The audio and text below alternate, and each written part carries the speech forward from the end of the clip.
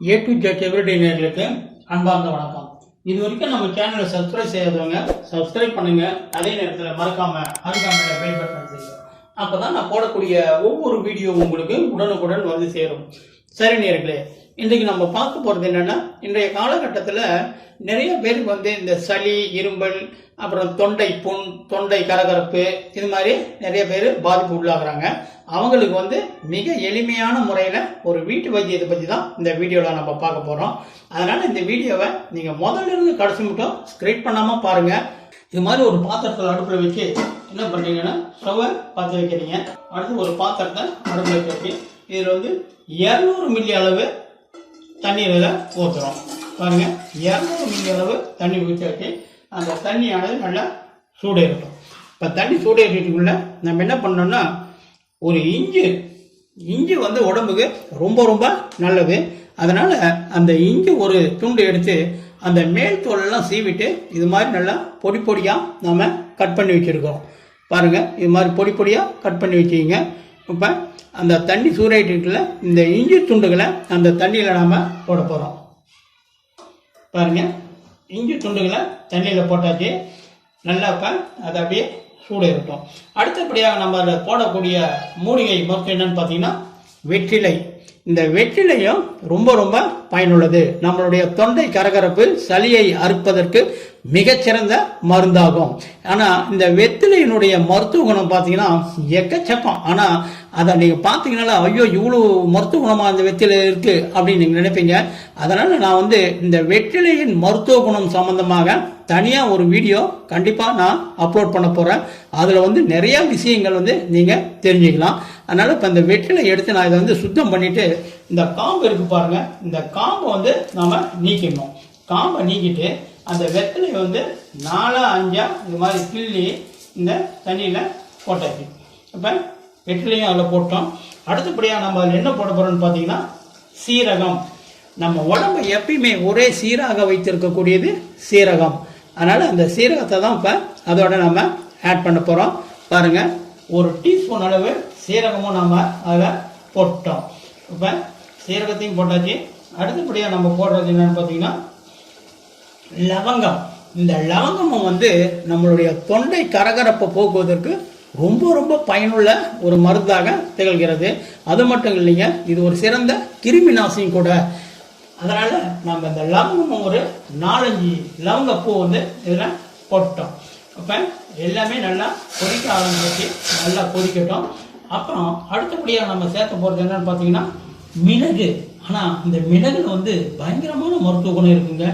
நம்ம முன்னோர்கள் அந்த காலத்தில் சொல்லியிருக்காங்க, என்னன்னா 10 மிளகு இருந்தால் போதும், பகைவன் வீட்டிலும் உணவு அருந்தலாம் அப்படிங்கிறாங்க.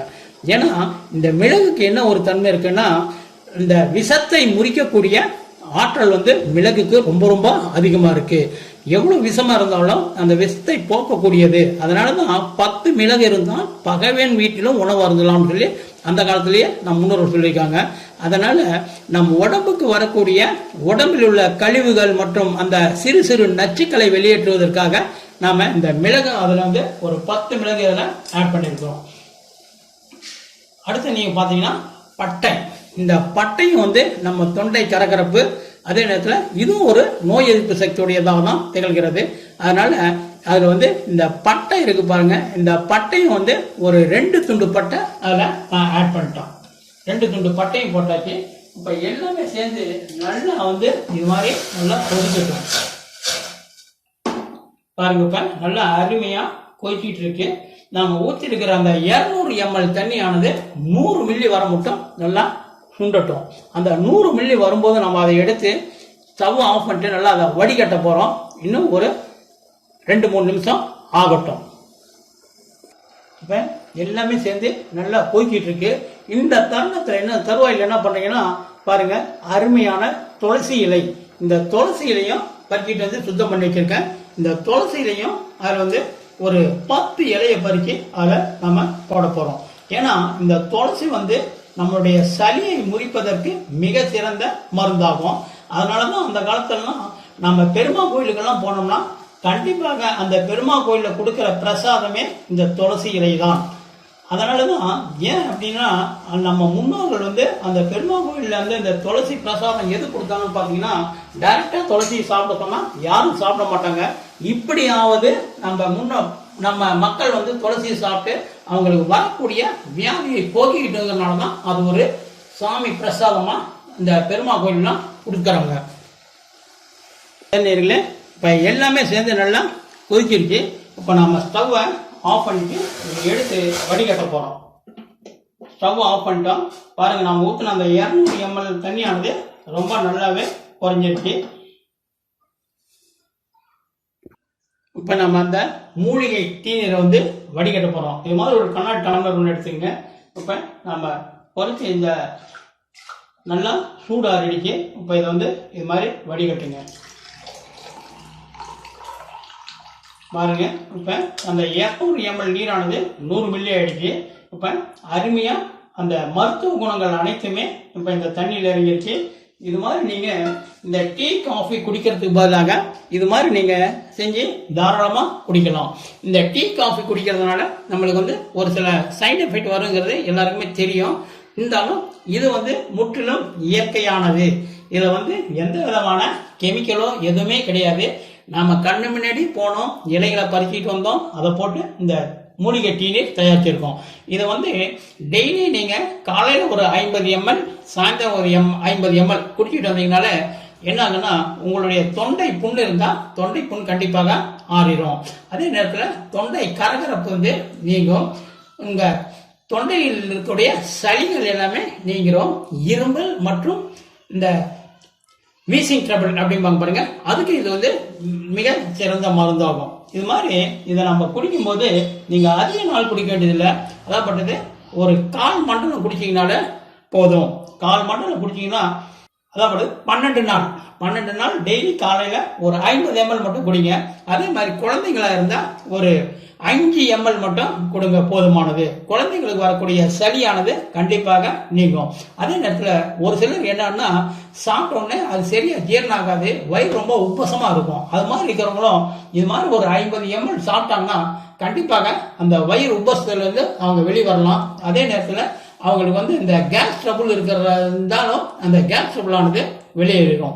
ஏன்னா இதில் நம்ம வந்து மிளகு, சீரகம், பட்டை, லவங்கம், அப்புறம் வந்து துளசி, வெற்றிலை, இது எல்லாமே போட்டிருக்கோம். இதை வந்து நீங்கள் அப்படியே குடிக்கலாம். இது இப்படியே குடிக்கிறதுக்கு ஒரு சிலர் வந்து முடியாதவங்க என்ன செய்யலாம்னா இதில் 1 டீஸ்பூன் அளவு தேன் ஆட் பண்ணிக்கலாம். தேன் ஆட் பண்ணிட்டீங்கன்னா கொஞ்சம் சுவையாக தான் இருக்கும், நல்லா இருக்கும். அப்படி இல்லைன்னா நம்ம அதே நேரத்தில் என்ன பண்ணலாம்னா பனங்கற்கண்டு இருக்கு பாருங்க, பனங்கற்கண்டு கொஞ்சம் தூள் பண்ணி அதில் போட்டு கொடுத்தீங்கன்னா கண்டிப்பாக குழந்தைகள் அதை மருந்தா நினைக்க மாட்டாங்க, அது ஒரு கூல் ட்ரிங்க்ஸ் மாதிரி நினைச்சிக்கிட்டு அருமையாக குடிச்சிருவாங்க. ஏங்க சாதாரணமாக நம்ம உடம்பு செய்திகள் இல்லாத இருக்கிறப்ப இது மாதிரி நம்ம செஞ்சு கொடுத்தோம்னு வச்சுங்களேன், நம்மளுக்கு வரக்கூடிய காய்ச்சல் வந்து கண்டிப்பாக போயிடும். இது மாதிரி நம்ம குடிக்கும்போது என்னாங்கன்னா நம்ம உடம்புல வந்து நோய் எதிர்ப்பு சக்திகள் அதிகரிக்கும். அதனால நோய் எதிர்ப்பு சக்தி நம்ம உடம்புல அதிகரிச்சாலே நம்மளுக்கு வந்து கண்டிப்பாக எந்த விதமான நோயும் நம்மளை வந்து தாக்காது. என்ன இல்லை, சாதாரணமாக நம்ம வீட்டில் இருக்கக்கூடிய பொருள்களை வைக்க நம்ம அருமையான ஒரு மூலிகை டீநீர் ஒன்று தயாரிக்கிட்டோம். நீங்களும் உங்கள் வீட்டில் இது மாதிரி செஞ்சு பாருங்க. உங்கள் வீட்டில் உங்களுக்கு தொண்டை வலியோ அல்லது வேற ஏதாவது பிரச்சனைகள் இருந்தால் கண்டிப்பாக இது மாதிரி செஞ்சு நீங்கள் சாப்பிட்டு பாருங்க. கண்டிப்பாக இதில் ஒரு நல்ல ரிசல்ட் உங்களுக்கு கிடைக்கும்னு சொல்லி நான் நினைக்கிறேன். என்னங்களே, இந்த வீடியோ உங்களுக்கு பிடிச்சிருக்குன்னு நினைக்கிறேன். பிடிச்சிருந்ததுன்னா ஒரே ஒரு லைக் கொடுங்க. ரொம்ப ரொம்ப பிடிச்சிருந்ததுன்னா உங்கள் ஃப்ரெண்ட்ஸுங்களுக்கு, உங்கள் உறவினர்களுக்கும் ஷேர் பண்ணுங்க.